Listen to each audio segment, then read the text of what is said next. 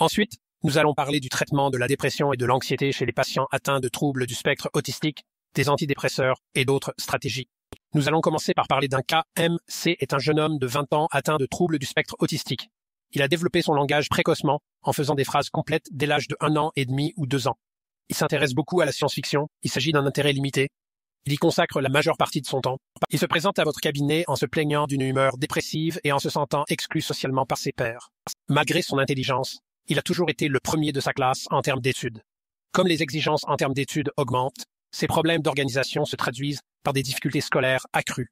Il a une image très négative de son autisme, qu'il rapporte fréquemment lors du rendez-vous. Je déteste le fait que je sois autiste. Je déteste mon autisme. Il a une idée partielle de la manière dont son autisme peut l'empêcher de se faire des amis. Mais il ne sait pas vraiment comment changer cette situation et se sent souvent seul. Il a besoin d'être constamment rassuré sur les catastrophes naturelles et les événements futurs, s'inquiétant constamment de ce qui se passera à l'avenir. Ses parents ont pris l'habitude d'éviter de regarder les informations en sa présence ou de parler de l'avenir, de peur qu'il n'ait constamment besoin d'être rassuré sur cette question. La dépression et l'anxiété représentent un autre objectif de traitement commun pour le clinicien prescripteur qui s'occupe d'enfants, d'adolescents et d'adultes atteints de troubles du spectre autistique. Au moment de l'enregistrement de cette conférence, il n'existe toujours pas d'études sur les ISRS ou tout autre médicament pour le traitement de la dépression chez les patients atteints de troubles du spectre autistique. Il s'agit en quelque sorte d'une omission flagrante à ce stade dans le domaine de la recherche. Il existe un réel besoin d'essais de médicaments en double aveugle contrôlés par placebo. Les ISRS pour le traitement de la dépression chez les personnes autistes. Les ISRS peuvent poser plus de problèmes de tolérance chez les patients autistes que chez les populations neurotypiques. Bien entendu, les ISRS font l'objet d'un avertissement encadré chez les enfants et les jeunes adultes neurotypiques, mais le même avertissement s'applique aux patients atteints de troubles du spectre autistique, et il convient d'en parler avec les soignants et les patients. L'avertissement encadré à surveiller est l'idéation suicidaire. L'approche clinique du traitement des troubles dépressifs chez les patients atteints de troubles du spectre autistique suit toujours l'approche thérapeutique de l'utilisation de ces médicaments chez les enfants et adolescents neurotypiques souffrant de dépression. Les ISRS, le bupropion, la mirtazapine, les SNRI, les inhibiteurs de la recapture de la sérotonine et de la noradrénaline peuvent tous être envisagés pour le traitement de la dépression. Il convient également d'être prudent avec la prescription de bupropion chez les patients atteints de troubles du spectre autistique, car il peut abaisser le seuil des crises d'épilepsie. Il est important de vérifier si les patients autistes souffrent déjà de troubles épileptiques avant de commencer à prendre du bupropion et de discuter avec leur neurologiste et avec le patient du risque de réapparition des crises d'épilepsie si vous prescrivez ce médicament. En ce qui concerne l'anxiété dans les troubles du spectre autistique, quelques points méritent d'être soulignés. Chez les patients peu verbaux et non verbaux atteints de troubles du spectre autistique, il y aura toujours une certaine incertitude quant à l'état émotionnel du patient. Si la personne qui s'occupe d'un enfant autiste peu verbal lui signale de graves crises de colère et se demande si l'anxiété n'est pas un facteur précipitant, le clinicien doit lui demander quels sont les facteurs déclencheurs courants qui peuvent précéder une crise de colère ou un état d'agitation. Il peut être très utile, lors de l'évaluation des accès de colère ou des états d'agitation chez les patients autistes peu verbaux, d'examiner les antécédents qui précèdent immédiatement les accès de colère. Il s'agit en quelque sorte d'une analyse en chaîne. Par exemple, un accès de colère peut survenir avant une séparation anticipée ou une exposition à un chien.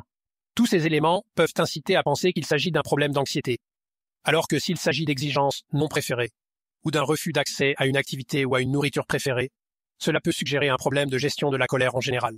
Un essai important mérite d'être mentionné en ce qui concerne la buspirone. Il s'agit d'un essai ouvert, d'une durée de 8 semaines, mené sur 22 sujets atteints de troubles du spectre autistique.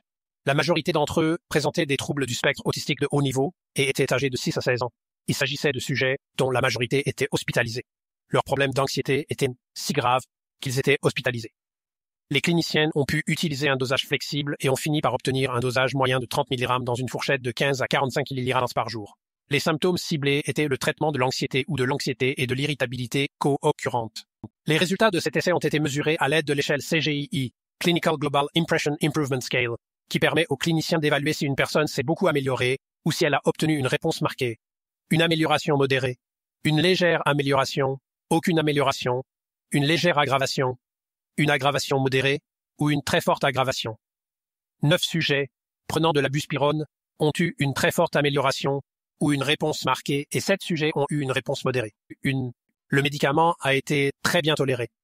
Une sédation initiale, une légère agitation et des nausées initiales ont été les effets secondaires observés. Un sujet a présenté des mouvements buccaux réversibles, semblables à des mouvements tardifs de la bouche. Ils se sont améliorés avec l'arrêt du médicament. Tous les sujets qui ont répondu au traitement sont restés et l'amélioration constatée s'est maintenue au cours du suivi, soit 5,4 mois en moyenne. Même s'il s'agit d'un essai ouvert, je le mentionne uniquement pour souligner aux cliniciens que la buspirone devrait être envisagée chez les patients atteints de troubles du spectre autistique pour le traitement de l'anxiété lorsque la tolérance des ISRS peut poser des problèmes. Même dans les cas graves d'anxiété, la buspirone peut encore avoir un impact. Ainsi, dans l'approche clinique du traitement des troubles anxieux chez les enfants atteints de troubles du spectre autistique, les cliniciens devraient considérer la buspirone comme un agent potentiel de première intention. La mirtazapine ou les inhibiteurs sélectifs de la recapture de la sérotonine doivent également être envisagés. Les alpha-2 agonistes sont utilisés pour le traitement de l'hyperactivité, mais comme ils peuvent avoir des effets sur la diminution de la réaction de lutte ou de fuite médiée par la norépinéphrine, ils peuvent parfois être considérés comme des agents calmants, susceptibles d'aider à lutter contre l'anxiété, et de la même manière, les bêta-bloquants, tels que le propranolol ou le propranolol à action prolongée, peuvent être envisagés. Les benzodiazépines peuvent également être efficaces pour réduire l'anxiété dans cette population.